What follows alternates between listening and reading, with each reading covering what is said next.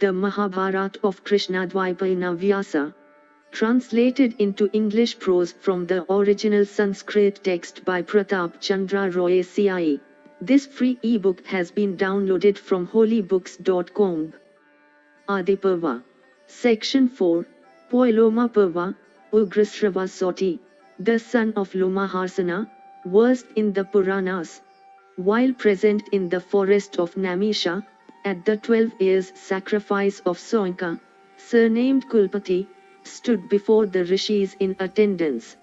Having studied the Puranas with meticulous devotion and thus being thoroughly acquainted with them, he addressed them with joined hands thus: I have graphically described to ye the history of Uttanka, which is one of the causes of King Janamej's snake sacrifice.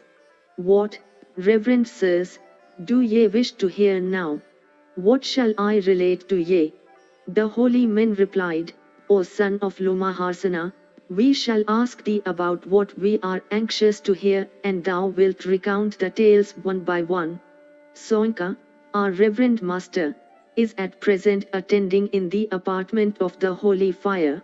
He is acquainted with those divine stories which relate to the gods and asuras. He adequately notes the histories of men, serpents, and Gandharvas. Further, O Soti, in this sacrifice that learned Brahmana is the chief. He is able, faithful to his vows, wise, a master of the Shastras and the Aranyaka, a speaker of truth, a lover of peace, a mortifier of the flesh, and an observer of the penances according to the authoritative decrees. He is respected by us all. It behoves us therefore to wait for him. And when he is seated on his highly respected seat, thou wilt answer what that best of Dvajas shall ask of thee. Soti said, Be it so. And when the high-souled master hath been seated, I shall narrate, questioned by him, sacred stories on a variety of subjects. After a while that excellent Brahmana, Soinka, having duly finished all his duties, and having propitiated the gods with prayers and the mains with oblations of water, came back to the place of sacrifice, where with Soti seated before was the assembly of saints of rigid vows sitting at ease. And when Soinka was seated in the midst of the Ritvikas and Sadhyas, who were also in their seats, he spake as followeth. The Mahabharata of Krishna-Dwaipayana Vyasa, Parva. Section 5, Paloma Parva continued. Soinka said, Child, thy father formerly read the whole of the Puranas, O son of Lomaharsana, and the Bharata with Krishna-Dwaipayana. Hast thou also made them thy study? In those ancient records are chronicled interesting stories and the history of the first generations of the wise men, all of which we heard being rehearsed by thy sire. In the first place, I am desirous of hearing the history of the race of Bhrigu. Recount thou that history, we shall attentively listen to thee. Soti answered, By me hath been acquired all that was formerly studied by the high-souled Brahmanas, including Vasampayana, and repeated by them. By me hath been acquired all that had been studied by my father, O descendant of the Bhrigu race.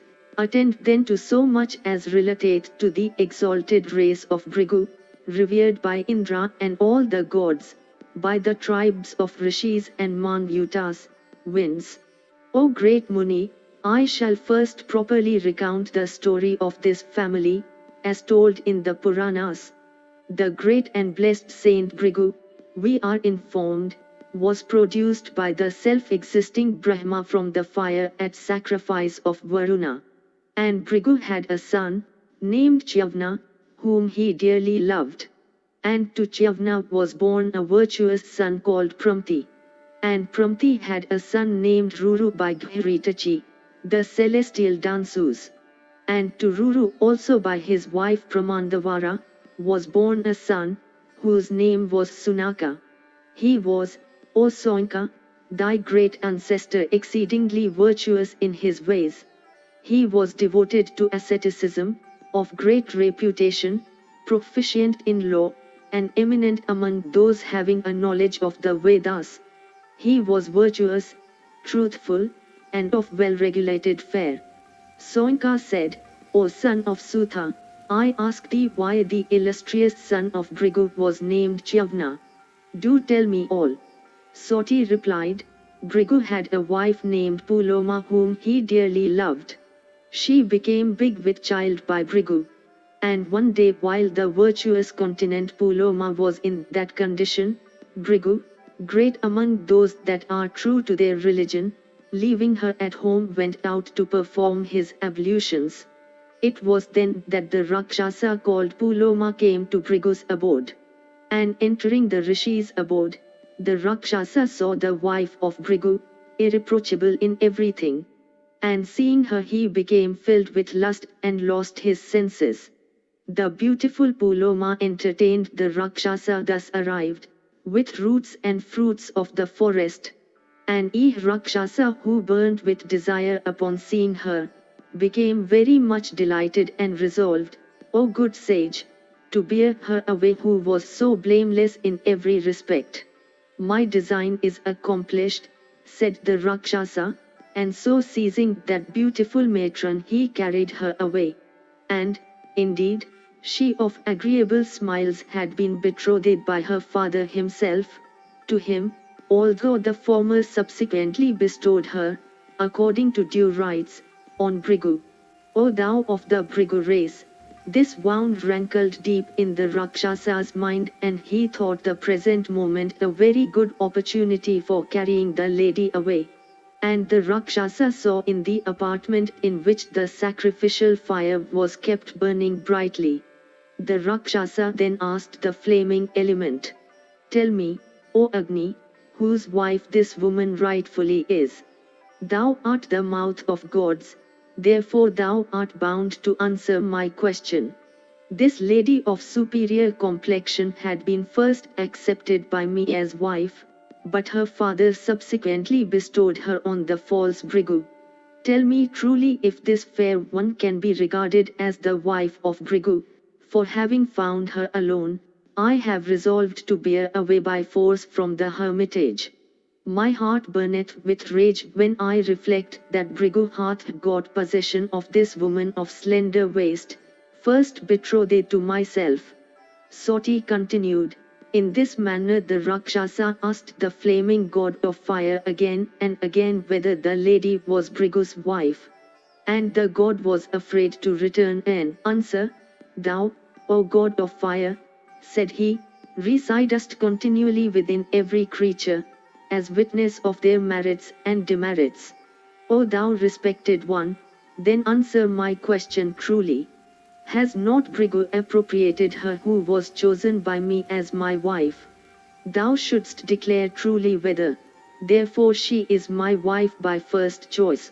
After thy answer as to whether she is the wife of Bhrigu, I will bear her away from this hermitage even in sight of thee. Therefore answer thou truly.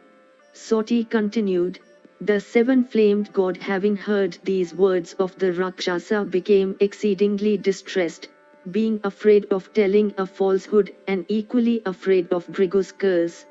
And the god at length made answer in words that came out slowly. This Paloma was, indeed, first chosen by thee, O Rakshasa, but she was not taken by thee with holy rites and invocations. But this far-famed lady was bestowed by her father on Bhrigu as a gift from desire of blessing. She was not bestowed on thee, O Rakshasa. This lady was duly made by the Rishi Bhrigu his wife with Vedic rites in my presence. This is she, I know her. I dare not speak a falsehood. O thou best of the Rakshasas, falsehood is never respected in this world. The Mahabharata of Krishna-Dwaipayana Vyasa, Adi Parva, Section 6, Paloma Parva continued, Soti said, O Brahmana, having heard these words from the god of fire, the Rakshasa assumed the form of a boar, and seizing the lady carried her away with the speed of the wind even of thought. Then the child of Bhrigu, lying in her body enraged at such violence, dropped from his mother's womb, for which he obtained the name of Chyavana. And the Rakshasa, perceiving the infant drop from the mother's womb, shining like the sun, quitted his grasp of the woman, fell down and was instantly converted into ashes. And the beautiful Paloma, distracted with grief, O Brahmana of the Bhrigu race, took up her offspring Chyavana, the son of Bhrigu, and walked away. And Brahma, the grandfather of all, himself saw her, the faultless wife of his son, weeping, with his eyes full of tears. And the grandfather of all comforted her who was attached to her son. And the drops of tears which rolled down her eyes formed a great river. And that river began to follow the footsteps of the wife of the great ascetic Bhrigu. And the grandfather of the worlds, seeing that river follow the path of his son's wife, gave it a name himself, and he called it Vadusra. And it passed by the hermitage of Chyavana. And in this manner was born Chyavana of great ascetic power, the son of Bhrigu. And Bhrigu saw his child Chyavana and its beautiful mother. And the rishi in a rage asked her, By whom wast made thou known to that Rakshasa who resolved to carry thee away? O thou of agreeable smiles, the Rakshasa could not know thee as my wife. Therefore tell me who it was that told the Rakshasa so, in order that I may curse him through anger. And Paloma replied, O possessor of the 6 attributes, I was identified to the Rakshasa by Agni, the god of fire. And he, the Rakshasa, bore me away, who cried like the Kurari, female osprey. And it was only by the ardent splendor of this thy son that I was rescued, for the Rakshasa, seeing this infant, let me go, and himself falling to the ground was turned into ashes. Soti continued, Bhrigu, upon hearing this account from Paloma, became exceedingly enraged. And in excess of passion the rishi cursed Agni, saying, Thou shalt eat of all things. So ends the 6th section called, The Curse on Agni, in the Adiparva. The Mahabharata of Krishna-Dwaipayana Vyasa, Adiparva, section 7, Paloma Parva continued, Soti said, The god of fire engaged at the curse of Bhrigu, thus addressed the rishi, What meaneth this rashness, O Brahmana, that thou hast displayed towards me? What transgression can be imputed to me who was laboring to do justice and speak the truth impartially? Being asked, I gave the true answer. A witness who, when interrogated about a fact of which he hath knowledge, representeth otherwise than it is, ruineth his ancestors and descendants both to the 7th generation. He, too, who, being fully cognizant of all the particulars of an affair, doth not disclose what he knoweth, when asked, is undoubtedly stained with guilt. I can also curse thee, but Brahmanas are held by me in high respect.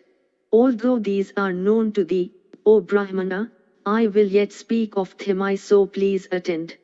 Having, by ascetic power, multiplied myself, I am present in various forms, in places of the daily Homa, at sacrifices extending for years, in places where holy rites are performed, such as marriage, and sea, and at other sacrifices, with the butter that is poured upon my flame according to the injunctions prescribed in the Vedas, the Devas and the Pitris are appeased. The Devas are the waters, the Pitris are also the waters. The Devas have with the Pitris an equal right to the sacrifices called Darshas and Purnamashas. The Devas therefore are the Pitris and the Pitris, the Devas. They are identical beings, worshipped together and also separately at the changes of the moon. The Devas and the Pitris eat what is poured upon me. I am therefore called the mouth of the Devas and the Pitris. At the new moon the Pitris, and at the full moon the Devas, are fed through my mouth, eating of the clarified butter that is poured on me, being, as I am, their mouth, how am I to be an eater of all things, clean and unclean? Then Agni, after reflecting for a while, withdrew himself from all places, from places of the daily homa of the Brahmanas, from all long extending sacrifices, from plakas of holy rites, and from other ceremonies. Without their oms and vashats, and deprived of their swadhas and swakas, sacrificial mantras during offerings, the whole body of creatures became much distressed at the loss of their sacrificial fire. The rishis in great anxiety went to the gods and addressed them thus, Ye immaculate beings! The three regions of the universe are confounded at the cessation of their sacrifices and ceremonies in consequence of the loss of fire. Ordain what is to be done in this matter, so that there may be no loss of time. Then the rishis and the gods went together into the presence of Brahma. And they represented to him all about the curse on Agni and the consequent interruption of all ceremonies. And they said, O thou greatly fortunate! Once Agni hath been cursed by Bhrigu for some reason. Indeed, being the mouth of the gods and also the first who eateth of what is offered in sacrifices, the eater also of the sacrificial butter, how will Agni be reduced to the condition of one who eateth of all things promiscuously? And the creator of the universe hearing these words of theirs summoned Agni to his presence. And Brahma addressed Agni, the creator of all and eternal as himself, in these gentle words, Thou art the creator of the worlds and thou art their destroyer. Thou preservest the three worlds and thou art the prompter of all sacrifices and ceremonies. Therefore behave thyself so that ceremonies be not interrupted. And O thou eater of the sacrificial butter, why dost thou act so foolishly, being as thou art the Lord of all? Thou alone art always pure in the universe and thou art its stay. Thou shalt not with all thy body, be reduced to the state of one who eateth of all things promiscuously. O thou of flames, the flame that is in thy viler parts shall alone eat of all things alike. That body of thine which eateth of flesh, being in the stomach of all carnivorous animals, shall also eat of all things promiscuously. And as everything touched by the sun's rays becometh pure, so shall everything be pure that shall be burnt by thy flames.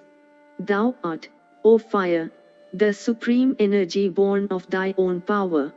Then, O Lord, by that power of thine make the rishis' curse come true. Continue to receive thy own portion and that of the gods, offered at thy mouth. Soti continued, then Agni replied to the grandfather, So be it. And he then went away to obey the command of the Supreme Lord. The gods and the rishis also returned in delight to the place whence they came. And the rishis began to perform as before their ceremonies and sacrifices. And the gods in heaven and all creatures of the world rejoiced exceedingly. And Agni too rejoiced in that he was free from the prospect of sin. Thus, O possessor of the six attributes, had Agni been cursed in the days of yore by Bhrigu. And such is the ancient history connected with the destruction of the Rakshasa Paloma, and the birth of Chyavana. Thus endeth the 7th section of the Paloma Parva of the Adi Parva of the blessed Mahabharat. The Mahabharata of Krishna-Dwaipayana Vyasa, Adi Parva, Section 8, Paloma Parva continued. Soti said, O Brahman, Chyavana, the son of Bhrigu, begot a son in the womb of his wife Sukanya. And that son was the illustrious Pramti of resplendent energy.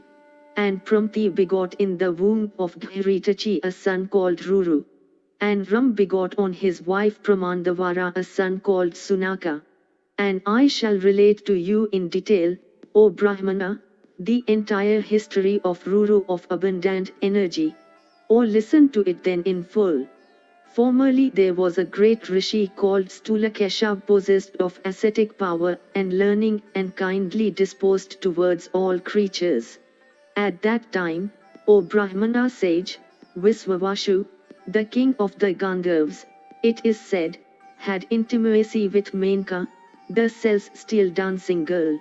And the Apsara, Menka, O thou of the Bhrigu race, when her time was come, brought forth an infant near the hermitage of Stulakesha.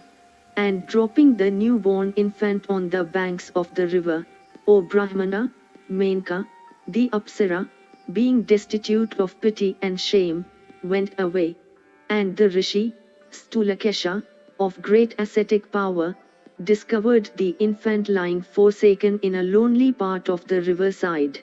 And he perceived that it was a female child, bright as the offspring of an immortal and blazing, as it were, with beauty.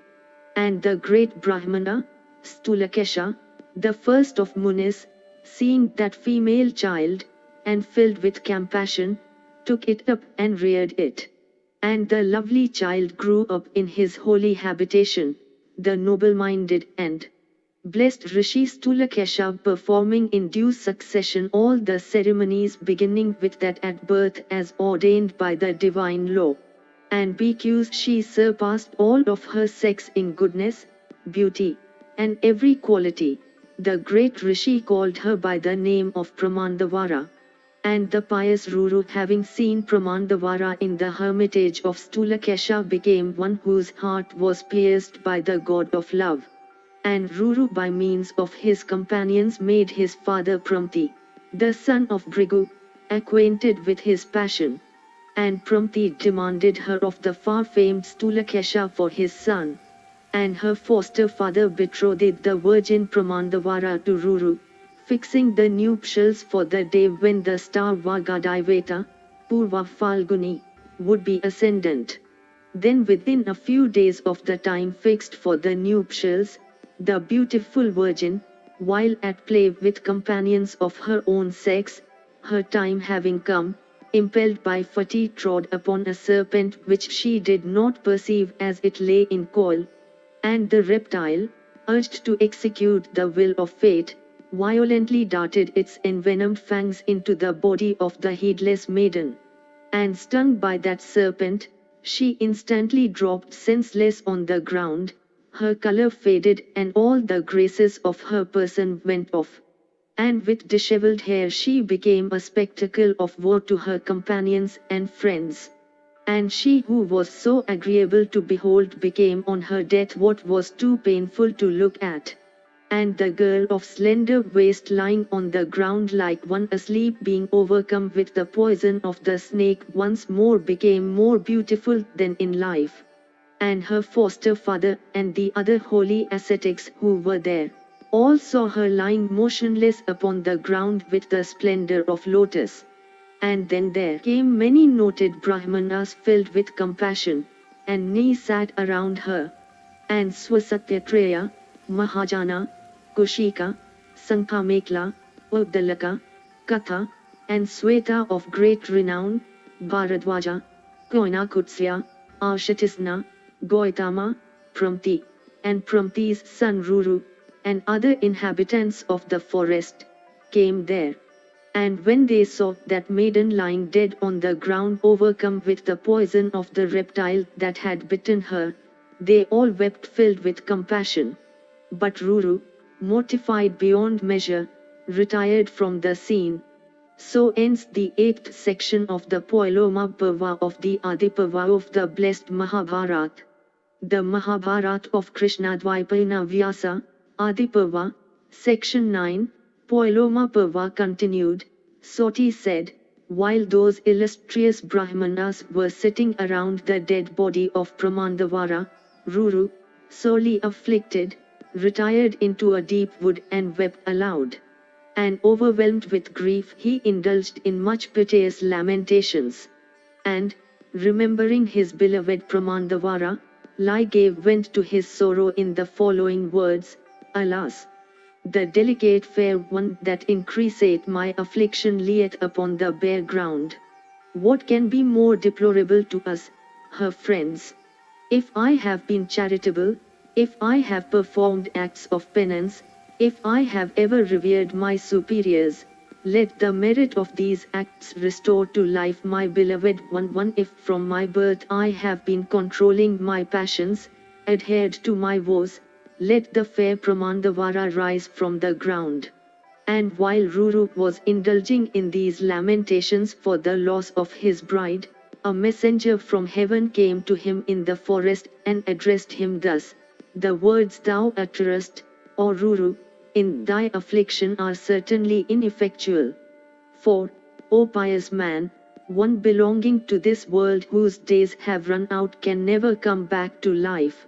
This poor child of a Gandharv and Apsara has had her days run out. Therefore, O child, thou shouldst not consign thy heart to sorrow.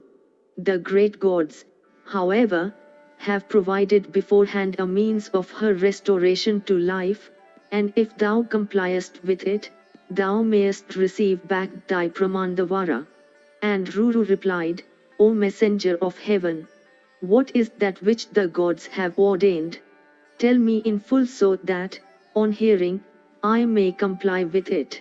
It behoveth thee to deliver me from grief." And the celestial messenger said unto Ruru, "Resign half of thy own life to thy bride, and then, O Ruru of the race of Brigu, thy Pramandavara shall rise from the ground. O best of celestial messengers, I most willingly offer a moiety of my own life in favor of my bride. Then let my beloved one rise up once more in her dress and lovable form." Soti said. Then the king of Gandharvas, the father of Pramandavara, and the celestial messenger, both of excellent qualities, went to the god Dharm, the judge of the dead, and addressed him, saying, "If it be thy will, O Dharmaraj, let the amiable Pramandavara, the betrothed wife of Ruru, now lying dead, rise up with a moiety of Ruru's life."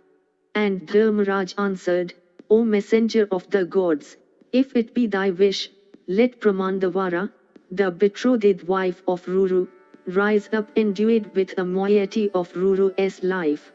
Soti continued, And when Dharmaraj had said so, that maiden of superior complexion, Pramandavara, endued with a moiety of Ruru's life, rose as from her slumber. This bestowal by Ruru of a moiety of his own span of life to resuscitate his bride afterwards led, as it would be seen, to a curtailment of Ruru's life. 11 And on an auspicious day their fathers gladly married them with due rites. And the couple passed their days, devoted to each other. And Ruru, having obtained such a wife, as is hard to be found, beautiful and bright as the filaments of the lotus, made a vow for the destruction of the serpent race. And whenever he saw a serpent, he became filled with great wrath and always killed it with a weapon. One day, O Brahmana, Ruru entered an extensive forest. And there he saw an old serpent of the Dandubha species lying stretched on the ground. And Ruru thereupon lifted up in anger his staff, even like to the staff of death, for the purpose of killing it. Then the Dandubha, addressing Ruru, said, "I have done thee no harm, O Brahmana. Then wherefore wilt thou slay me in anger?" So ends the 9th section of the Paloma Parva of the Adi Parva of the blessed Mahabharat. The Mahabharata of Krishna-Dwaipayana Vyasa, Adi Parva, section 10, Paloma Parva continued.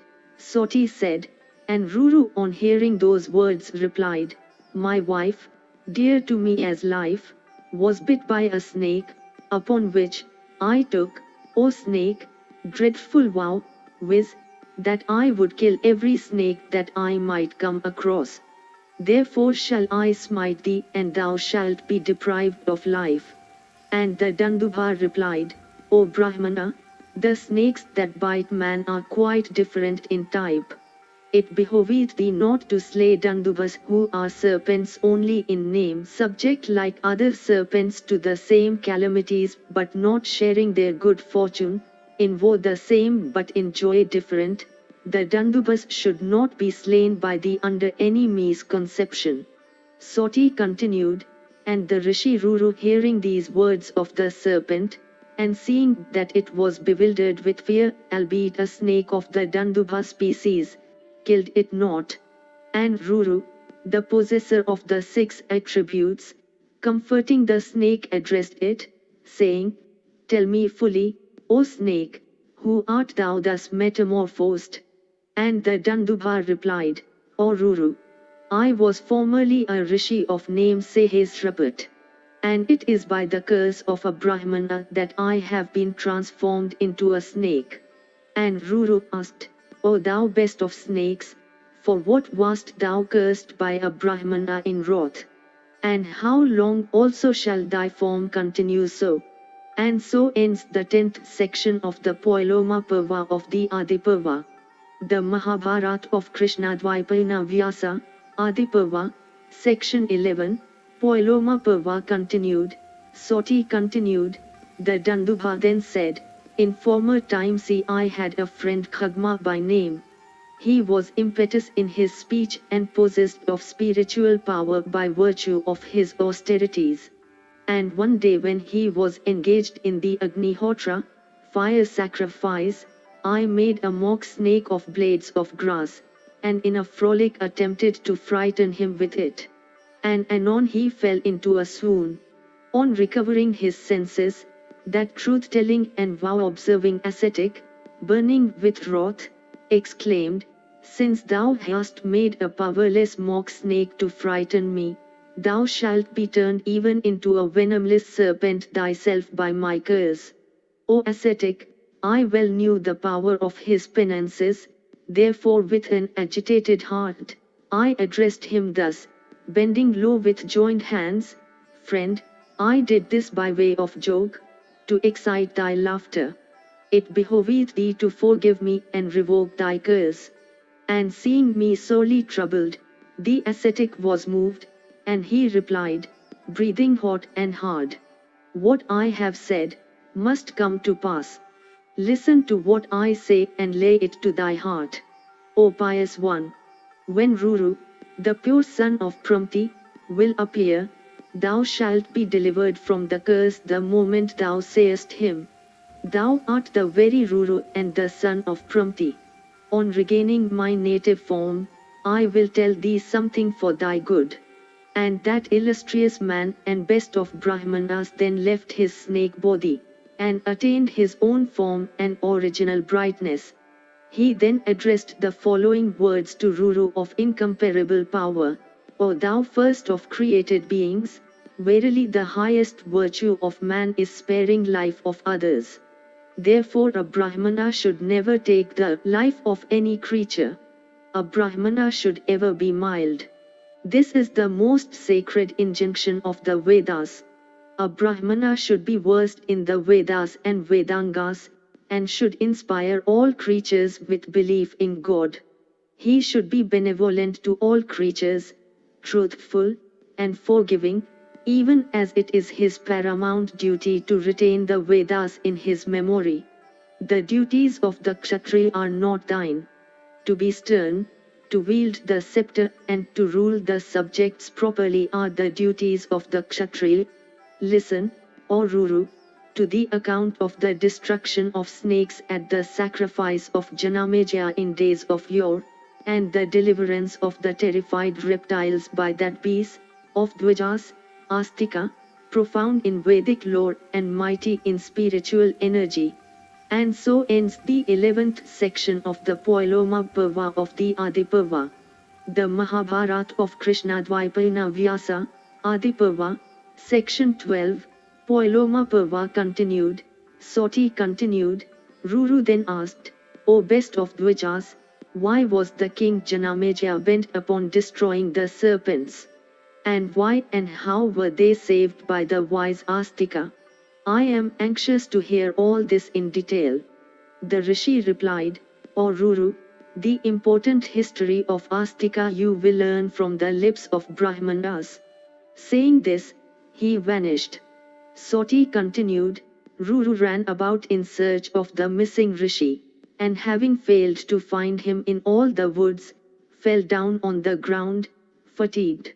And revolving in his mind the words of the Risim, he was greatly confounded and seemed to be deprived of his senses. Regaining consciousness, he came home and asked his father to relate the history in question. Thus asked, his father related all about the story. So ends the 12th section in the Paloma Parva of the Adi Parva. The Mahabharata of Krishna-Dwaipayana Vyasa, Adi Parva, Section 13, Astika Parva. Soinka said, "For what reason did that tiger among kings, the royal Janamejaya, determine to take the lives of the snakes by means of a sacrifice? O Soti, tell us in full the true story. Tell us also why Astika, that best of regenerate ones, that foremost of ascetics, rescued the snakes from the blazing fire. Whose son was that monarch who celebrated the snake sacrifice? And whose son also was that best of regenerate ones?" Soti said, "O best of speakers, this story of Astika is long. I will duly relate it in full, or listen." Soinka said, "I am desirous of hearing at length the charming story of that Risim, that illustrious Brahmana named Astika." I Soti said, "This history, first, recited by Krishna-Dwaipayana, is called a Purana by the Brahmanas. It was formerly narrated by my wise father, Lumaharsana, the disciple of Vyasa, before the dwellers of the Namisha forest, at their request. I was present at the recital, and, O Soinka, since thou askest me, I shall narrate the history of Astika exactly as I heard it. O listen, as I recite in full that sin-destroying story. The father of Astika was powerful like Prajapati. He was a brahmacharin, always engaged in austere devotions. He ate sparingly, was a great ascetic, and had his lust under complete control. And he was known by the name of Jartakaru, that foremost one among the Yayavaras, virtuous and of rigid vows, highly blessed and endued with great ascetic power, once undertook a journey over the world. He visited divers places, bathed in divers sacred waters, and rested where night overtook him. Endued with great energy, he practiced religious austerities, hard to be practiced by men of unrestrained souls. The sage lived upon air only, and renounced sleep forever. Thus going about like a blazing fire, one day he happened to see his ancestors, hanging heads down in a great hole, their feet pointing upwards. On seeing them, Jartakaru addressed them, saying, "Who are you thus hanging heads down in this hole by a rope of Virana fibers that is again secretly eaten into on all sides by a rat living here?" The ancestors said, "We are rishis of rigid vows, called Yayavaras. We are sinking low into the earth for want of offspring. We have a son named Jartakaru. Woe to us! That wretch hath entered upon a life of austerities only. The fool doth not think of raising offspring by marriage. It is for that reason, viz., the fear of extinction of our race, that we are suspended in this hole. Possessed of means, we fare like unfortunates that have none. O excellent one, who art thou that thus sorrowest as a friend on our account? We desire to learn. O Brahmana, who thou art that standest by us, and why, O best of men, thou sorrowest for us that are so unfortunate?" Jartakaru said, "Ye are even my sires and grandsires. I am that Jartakaru. Tell me, how I may serve you." The fathers then answered, "Try thy best, O child, to beget a son to extend our line." Thou wilt then, O excellent one, have done a meritorious act for both thyself and ourselves. Not by the fruits of virtue, not by ascetic penances well hoarded up, one acquireth the merit which one doth by becoming a father. Therefore, O child, by our command, set thy heart upon marriage and offspring. Even this is our highest good. Jirtakaru replied, I shall not marry for my sake, nor shall I earn wealth for enjoyment, but I shall do so for your welfare only. According to this understanding, I shall, agreeably to the sastric ordinance, take a wife for attaining the end. I shall not act otherwise. If a bride may be had of the same name with me, whose friends would, besides, willingly give her to me as a gift in charity, I shall wed her duly. But who will give his daughter to a poor man like me for wife? I shall, however, accept any daughter given to me as alms. I shall endeavor, yea sires, even thus to wed a wife. Having given my word, I will not act otherwise.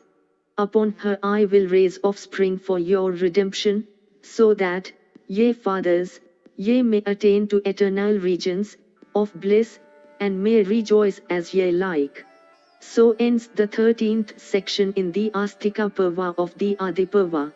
The Mahabharata of Krishna-Dwaipayana Vyasa, Adi Parva, section 14, Astika Parva continued. Soti said, that Brahmana of rigid was then wandered over the earth for a wife, but a wife found he not. One day he went into the forest, and recollecting the words of his ancestors, he thrice prayed in a faint voice for a bride. Thereupon Vasuki rose and offered his sister for the Rishi's acceptance. But the Brahmana hesitated to accept her, thinking her not to be of the same name with himself. The high-souled Jirtakaru thought within himself, I will take none for wife who is not of the same name with myself. One then that Rishi of great wisdom and austere penances asked him, saying, Tell me truly what is the name of this thy sister, O snake? Vasuki replied, O Jirtakaru, this my younger sister is called Jirtakaru. Given away by me, accept this slender-waisted damsel for thy spouse. O best of Brahmanas, for thee I reserved her. Therefore, take her. Saying this, he offered his beautiful sister to Jirtakaru, who then espoused her with ordained rites. So ends the 14th section in the Astika Parva of the Adi Parva. The Mahabharata of Krishna-Dwaipayana Vyasa, Adi Parva, section 15, Astika Parva continued. Soti said, O foremost of persons acquainted with Brahma, the mother of the snakes had cursed them of old, saying, He that hath the wine for his charioteer, viz., Agni, shall burn you all in Janamejaya's sacrifice. It was to neutralize that curse that the chief of the snakes married his sister to that high-souled rishi of excellent voice. The rishi wedded her according to the rites ordained in the scriptures, and from them was born a high-souled son called Astika. An illustrious ascetic, versed in the Vedas and their branches, he regarded all with an even eye, and removed the fears of both his parents. Then, after a long space of time, a king descending from the Pandav line celebrated a great sacrifice known as the snake sacrifice. After that sacrifice had commenced for the destruction of the snakes, Astika delivered the Nagas, 6, his brothers and maternal uncles and other snakes, from a fiery death. And he delivered his fathers also by begetting offspring, and by his austerities, O Brahmana, and various vows and study of the Vedas, he freed himself from all his debts. By sacrifices, at which various kinds of offerings were made, he propitiated the gods. By practicing the brahmacharya mode of life he conciliated the rishis, and by begetting offspring he gratified his ancestors. Thus Jartakaru of rigid was discharged the heavy debt he owed to his sires, who being thus relieved from bondage ascended to heaven. Thus having acquired great religious merit, Jartakaru, after a long course of years, went to heaven, leaving Astika behind. There is the story of Astika that I have related duly. Now, tell me, O tiger of Bhrigu's race, what else I shall narrate. So ends the 15th section in the Astika Peva of the Adiparva. The Mahabharata of Krishna-Dwaipayana Vyasa, Adiparva, section 16, Astika Parva continued. Soinka said, O Soti, relate once more in detail this history of the learned and virtuous Astika. Our curiosity for hearing it is great. O amiable one, thou speakest sweetly, with proper accent and emphasis, and we are well pleased with thy speech. Thou speakest even as thy father. Thy sire was ever ready to please us. Tell us now the story as thy father had related it. Soti said, O thou that art blessed with longevity, I shall narrate the history of Astika as I heard it from my father. O Brahmana, in the golden age, Prajapati had 2 daughters. O sinless one! The sisters were endowed with wonderful beauty. Named Kadru and Vinata, they became the wives of Kasyapa. Kasyapa derived great pleasure from his 2 wedded wives, and being gratified he, resembling Prajapati himself, offered to give each of them a boon. Hearing that their lord was willing to confer on them their choice blessings, those excellent ladies felt transports of joy. Kadru wished to have for sons 1,000 snakes, all of equal splendor. And Vinata wished to bring forth 2 sons surpassing the 1,000 offsprings of Kadru in strength, energy, size of body, and prowess. Unto Kadru her lord gave that boon about a multitude of offsprings. And unto Vinata also, Kasyapa said, Be it so. Then Vinata, having obtained her prayer, rejoiced greatly. Obtaining 2 sons of superior prowess, she regarded her boon fulfilled. Kadru also obtained her 1,000 sons of equal splendor. Bear the embryos carefully, said Kasyapa, and then he went into the forest, leaving his 2 wives pleased with his blessings. Soti continued, O best of regenerate ones, after a long time, Kadru brought forth 1,000 eggs, and Vinata too. Their maidservants deposited the eggs separately in warm vessels. 500 years passed away, and the 1,000 eggs produced by Kadru burst, and out came the progeny. But the twins of Vinata did not appear. Vinata was jealous, and therefore she broke one of the eggs and found in it an embryo with the upper part developed but the lower one undeveloped. At this, the child in the egg became angry and cursed his mother, saying, Since thou hast prematurely broken this egg, them shalt serve as a slave shouldst thou wait 500 years and not destroy, or render the other egg half developed, by breaking it through impatience, then the illustrious judged within it will deliver thee from slavery. And if thou wouldst have the child strong, thou must take tender care of the egg for all this time. Thus cursing his mother, the child rose to the sky. O Brahm.Ina, even he is the charioteer of Surya, always seen in the hour of morning. Then at the expiration of the 500 years, bursting open the other egg, out came Garuda, the serpent-eater. O tiger of Bhrigu's race, immediately on seeing the light, that son of Vinata left his mother. And the lord of birds, feeling hungry, took wing in quest of the food assigned to him by the great ordainer of all. So ends the 16th section in the Astika Parva of the Adiparva. The Mahabharata of Krishna-Dwaipayana Vyasa, Adiparva, section 17, Astika Parva continued.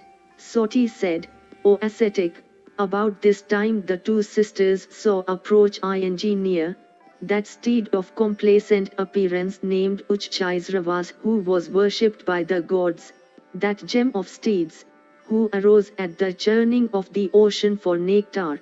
Divine, graceful, perpetually young, creation's masterpiece, and of irresistible vigor, it was blessed with every auspicious mark. Soinka asked, why did the gods churn the ocean for nectar, and under what circumstances, when, as you say, sprang that best of steeds so powerful and resplendent? Soti said, there is mountain named Meru, of blazing appearance, and looking like a heap of effulgence. The rays of the sun falling on its peaks of golden luster are dispersed by them. Decked with gold and exceedingly beautiful, that mountain is the haunt of the gods and the Gandharvas. It is immeasurable and unapproachable by men of manifold sins. Dreadful beasts of prey wander over its breasts, and it is illuminated by many divine life-giving herbs. It stands kissing the heavens by its height and is the first of mountains. Ordinary people cannot even think of ascending it. It is graced with trees and streams, and resounds with the charming melody of winged choirs. Once the celestials sat on its begemmed peak and sat in conclave. They who had practiced penances and observed excellent vows for Amrita now seemed to be eager seekers after Amrita, celestial ambrosia. Seeing the celestial assembly in anxious mood, Narayana said to Brahman, do thou churn the ocean with the gods and the asuras. By doing so, Amrita will be obtained as also all drugs and gems. O ye gods, churn the ocean, ye will discover Amrita. So ends the 17th section in the Astika Parva of the Adi Parva. The Mahabharata of Krishna-Dwaipayana Vyasa, Adi Parva, section 18, Astika Parva continued. Soti said, there is a mountain called Mandara adorned with cloud-like peaks. It is the best of mountains, and is covered all over with intertwining herbs. There countless birds pour forth their melodies, and beasts of prey roam about. The gods, the Apsaras and the Kinnaras visit the place. Upwards it rises 11,000 yojanas, and descends downwards as much. The gods wanted to tear it up and use it as a churning rod, but failing to do so came to Vishnu and Brahman, who were sitting together, and said unto them, devise some efficient scheme. Consider, ye gods, how Mandara may be dislodged for our good. Soti continued, O son of Bhrigu. Vishnu with Brahman assented to it. And the lotus-eyed one, Vishnu, laid the hard task on the mighty Ananta, the prince of snakes. The powerful Ananta, directed thereto both by Brahman and Narayana, O Brahmana, tore up the mountain with the woods thereon and with the denizens of those woods.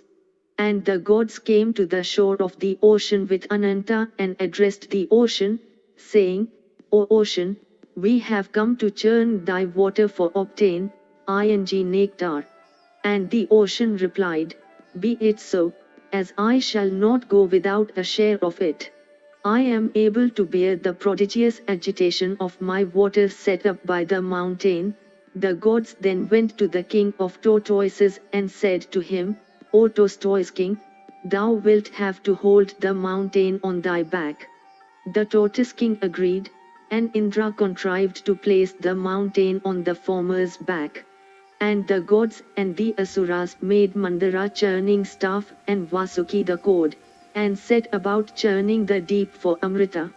The asuras held Vasuki by the hood and the gods held him by the tail. And Ananta, who was on the side of the gods, at intervals raised the snake's hood and suddenly lowered it. And in consequence of the stretch Vasuki received at the hands of the gods and the asuras, black vapors with flames issued from his mouth. These, turned into clouds charged with lightning, poured showers that refreshed the tired gods. and flowers that also fell on all sides of the celestials from the trees on the whirling mandara, refreshed them. Then, O Brahmana, out of the deep came a tremendous roar like unto the roar of the clouds at the universal dissolution. Divers aquatic animals being crushed by the great mountain gave up the ghost in the salt waters, and many denizens of the lower regions and the world of Varuna were killed. Large trees abounding with birds on the whirling mandara were torn up by the roots and fell into the water. The mutual friction of those trees also produced fires that blazed up frequently. The mountain thus looked like a mass of dark clouds charged with lightning, O Brahmana. The fire spread, and consumed the lions, elephants and other creatures that were on the mountain. Then Indra extinguished that fire by pouring down heavy showers.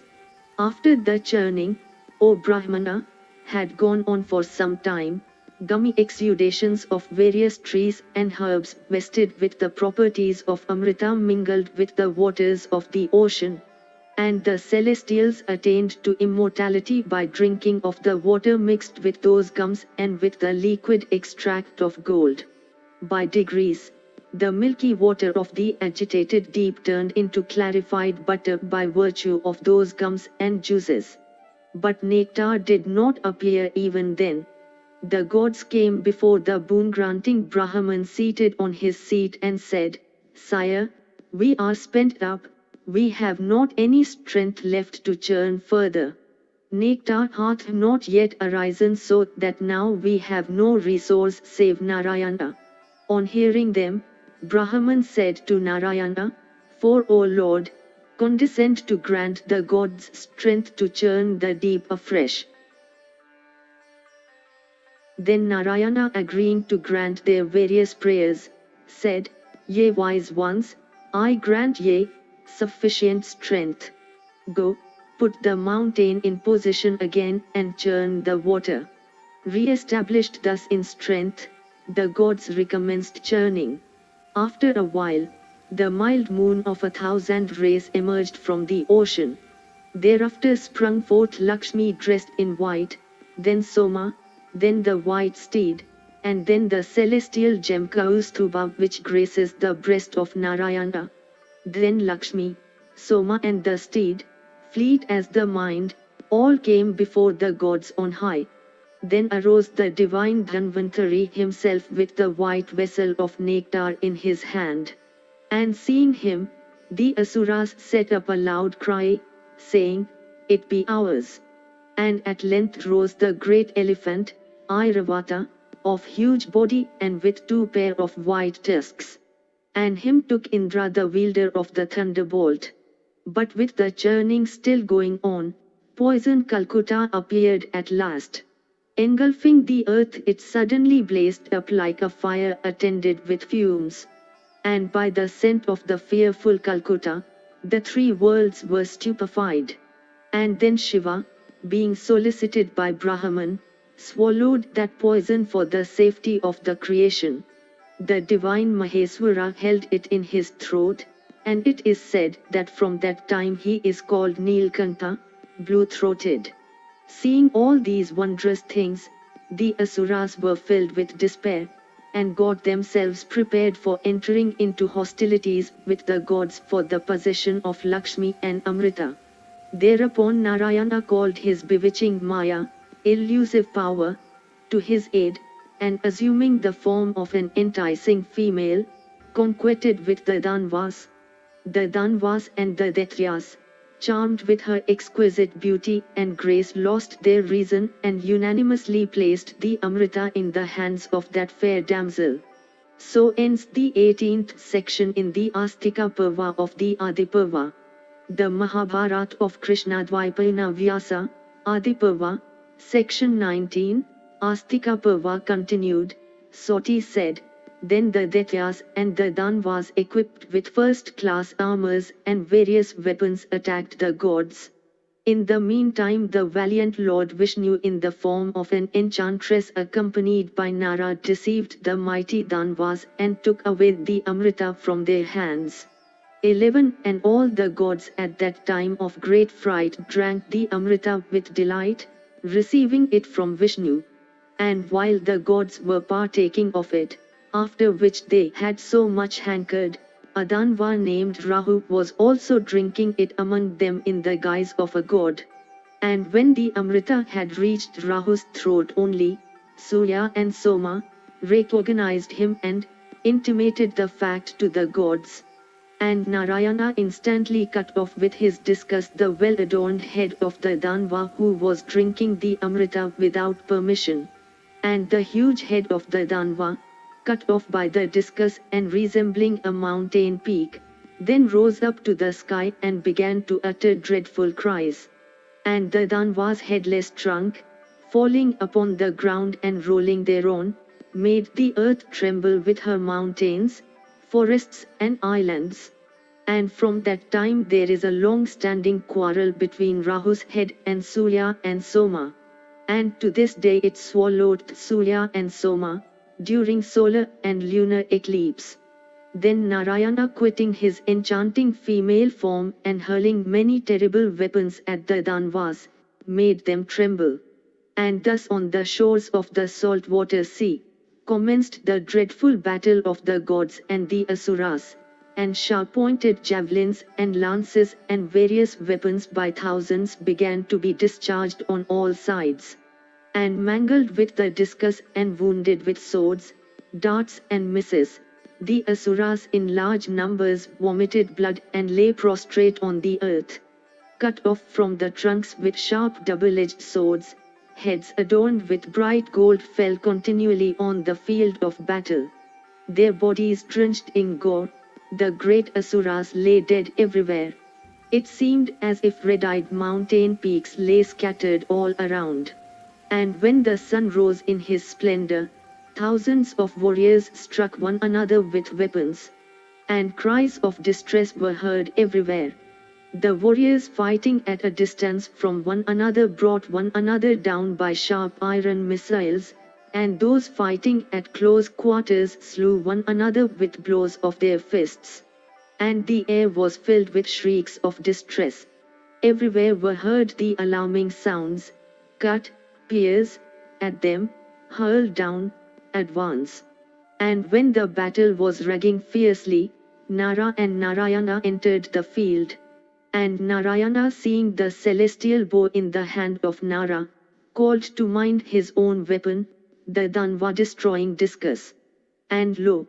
The discus, Sudarshana, destroyer of enemies, like to Agni in effulgence and dreadful in battle, came from the sky as soon as thought of. And when it came, Narayana of fierce energy, possessing arms like the trunk of an elephant, hurled with great force that weapon of extraordinary luster, effulgent as blazing fire, dreadful and capable of destroying hostile towns. And that discus blazing like the fire that consumeth all things at the end of Yuga, hurled with force from the hands of Narayana, and falling constantly everywhere, destroyed the Daityas and the Danvas by thousands. Sometimes it blazed like fire and consumed them all, sometimes it struck them down as it coursed through the sky, and sometimes, falling on the earth, it drank their lifeblood like a goblin. On the other hand, the Danvas, white as the clouds from which the rain hath dropped, possessing great strength and bold hearts, ascended the sky, and by hurling down thousands of mountains, continually harassed the gods. And those dreadful mountains, like masses of clouds, with their trees and flat tops, falling from the sky, collided with one another and produced a tremendous roar. And when thousands of warriors shouted without intermission in the field of battle and mountains with the woods thereon began to fall around, the earth with her forests trembled. Then the divine Nara appeared at the scene of the dreadful conflict between the Asuras and the Kanas, the followers of Rudra, and reducing to dust those rocks by means of his gold-headed arrows, he covered the heavens with dust.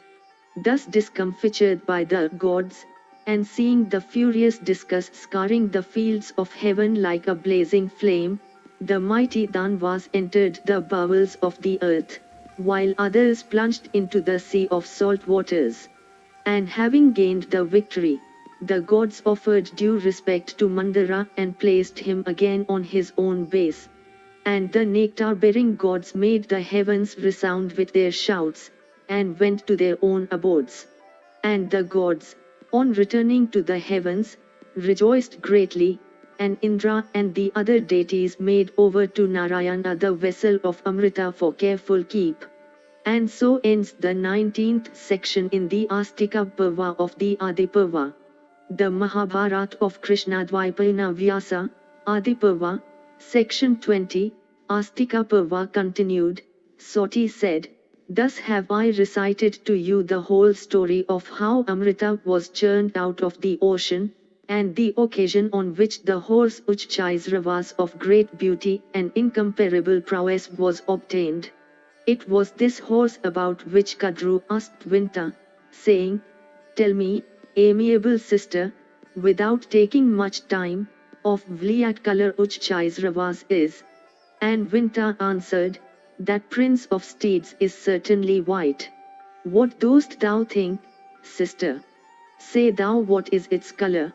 Let us lay a wager upon it.' Kadru replied, 'Then, O thou of sweet smiles, I think that horse is black in its tail. Beauteous one, bet with me that she who loses will become the other's slave.' Soti continued, thus wagering with each other about menial service as a slave, the sisters went home, and resolved to satisfy themselves by examining the horse next day. And Kadru, bent upon practicing a deception, ordered her 1,000 sons to transform themselves into black hair and speedily cover the horse's tail, in order that she might not become a slave. But her sons, the snakes, refusing to do her bidding, she cursed them, saying, 'During the snake sacrifice of the wise king Janamejaya of the Pandav race, Agni shall consume you all.' And the grandsire, Brahman, himself heard this exceedingly cruel curse pronounced by Kadru, impelled by the fates. And seeing that the snakes had multiplied exceedingly, the grandsire, moved by kind consideration for his creatures, sanctioned with all the gods this curse of Kadru. Indeed, of virulent poison, great prowess and excess of strength, and ever bent on biting other creatures as the snakes were, their mother's conduct towards them, those persecutors of all creatures, was very proper for the good of all creatures.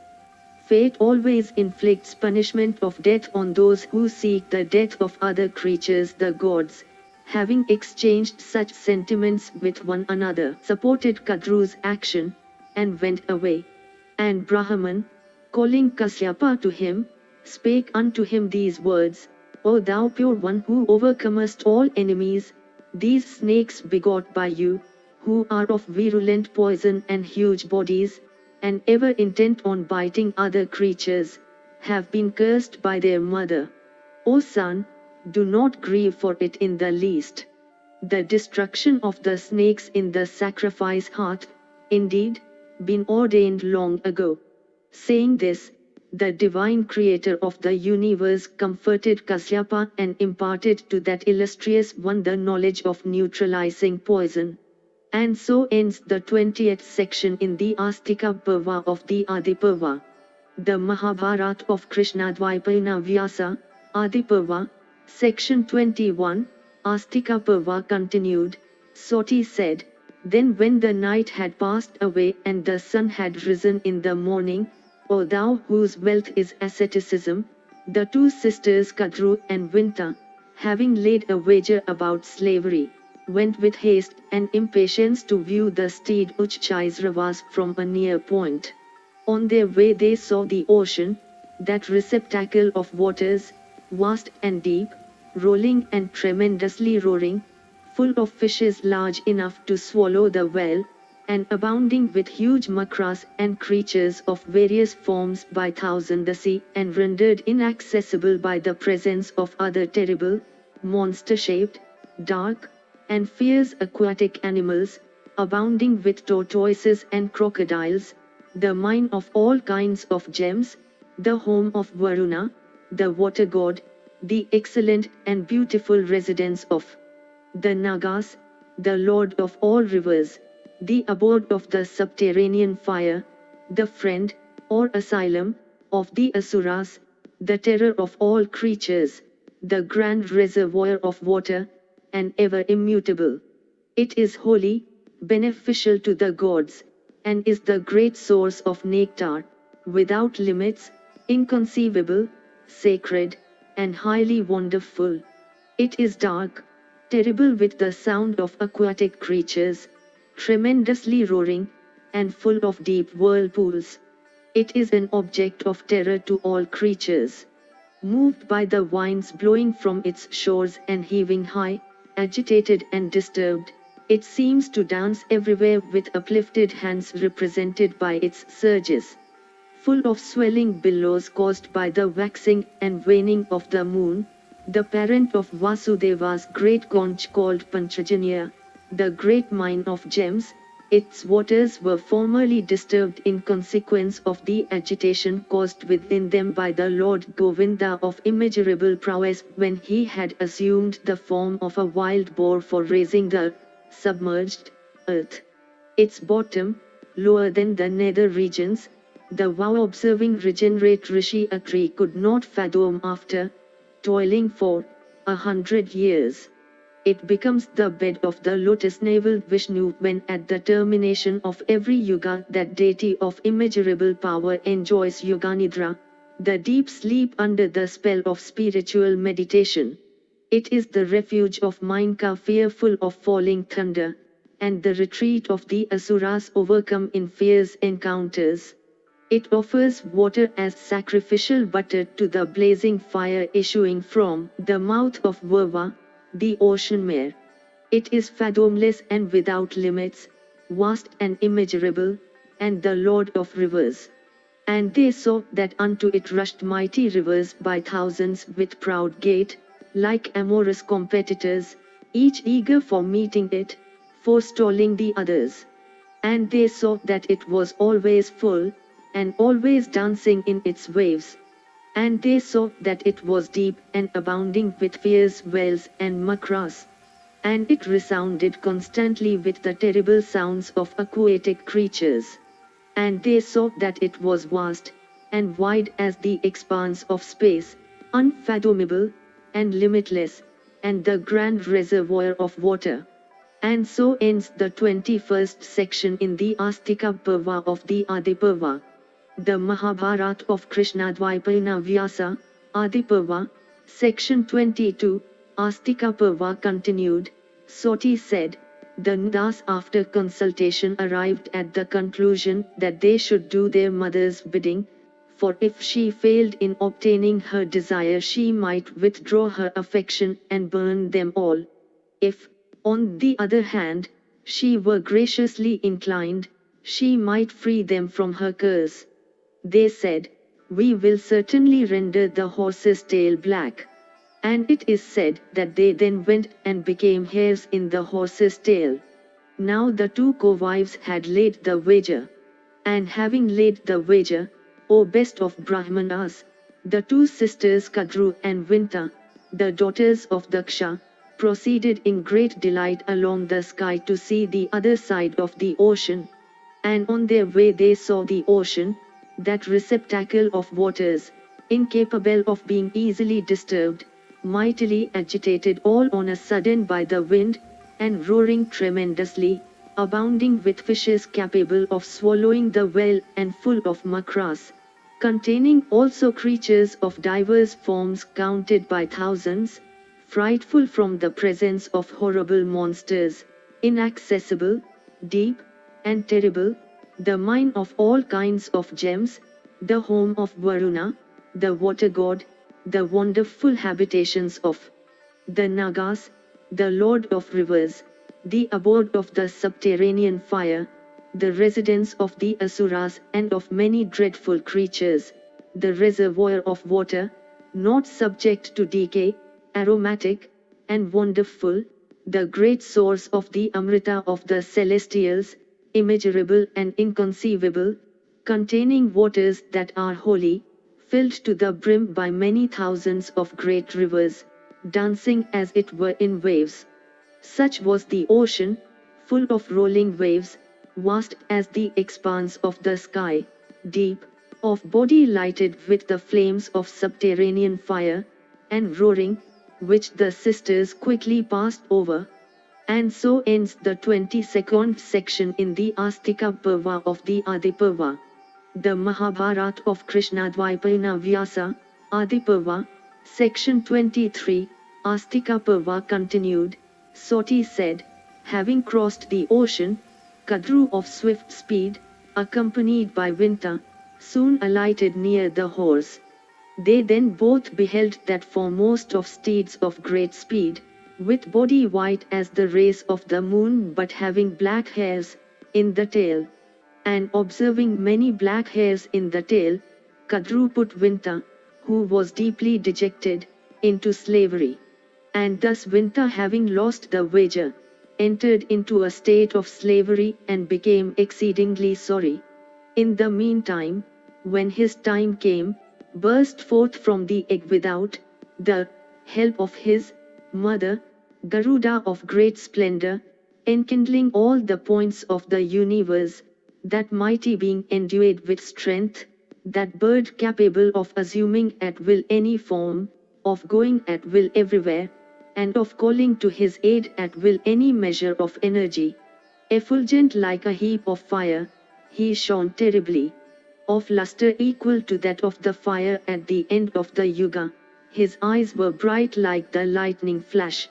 And soon after birth, that bird grew in size and increasing his body ascended the skies. Fierce and vehemently roaring, he looked as terrible as second ocean fire.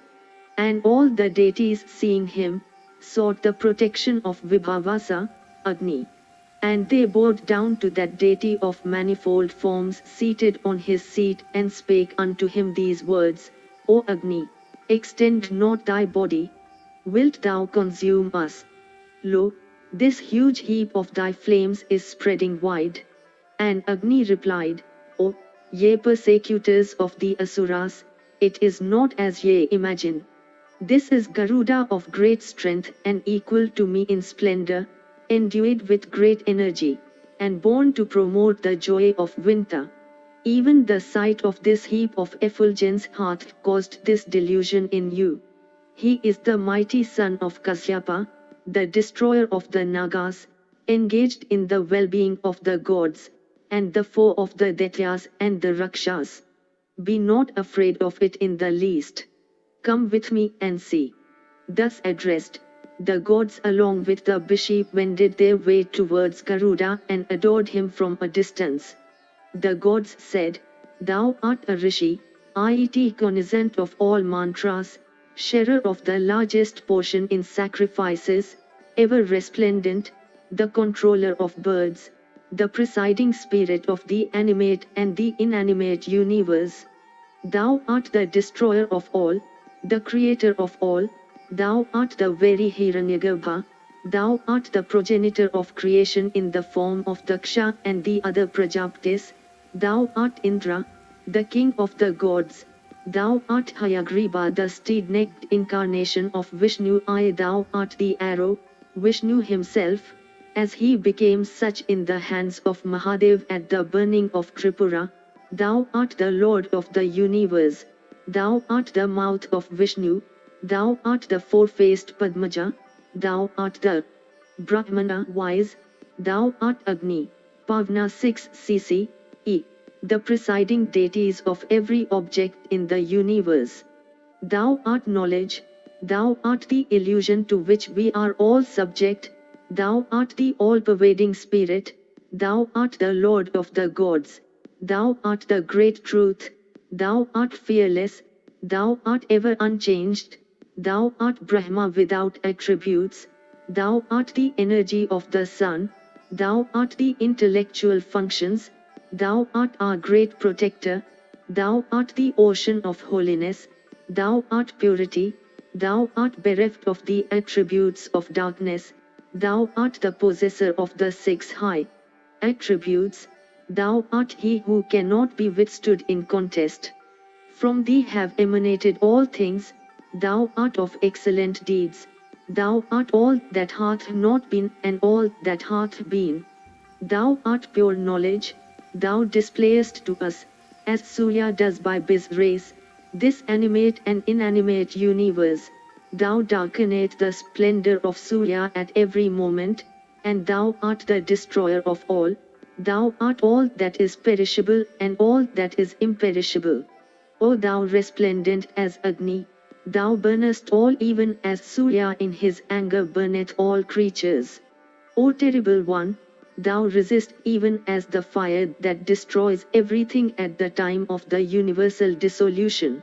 O mighty Garuda who movest in the skies, we seek thy protection. O Lord of birds, thy energy is extraordinary, thy splendor is that of fire, thy brightness is like that of the lightning whom no darkness can approach.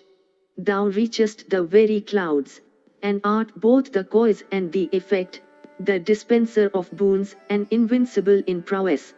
O Lord, this whole universe is rendered hot by thy splendor, bright as the luster of heated gold. Protect these high-souled gods, who overcome by thee and terrified withal, are flying along the heavens in different directions on their celestial cars. O thou best of birds, thou Lord of all, thou art the son of the merciful and high-souled Rishi Kasyapa, therefore, be not wroth but have mercy on the universe. Thou art supreme. O pacify thy anger and preserve us. At thy voice, loud as the roar of the thunder, the 10 points, the skies, the heavens, the earth and our hearts, O bird, thou art continuously trembling. O diminish this thy body resembling Agni. At the sight of the splendor resembling that of Yam when in wrath, our hearts lose all equanimity and quake. O thou Lord of birds, be propitious to us who solicit thee. O illustrious one, bestow on us good fortune and joy. And that bird of fair feathers, thus adored by the deities and diverse sections of Ishis, reduced his own energy and splendor. And thus ends the 23rd section in the Astika Parva of the Adi Parva. If you enjoyed this audiobook, please like and subscribe to be notified of when new audiobooks are uploaded. Thank you for listening and learning. Shanti.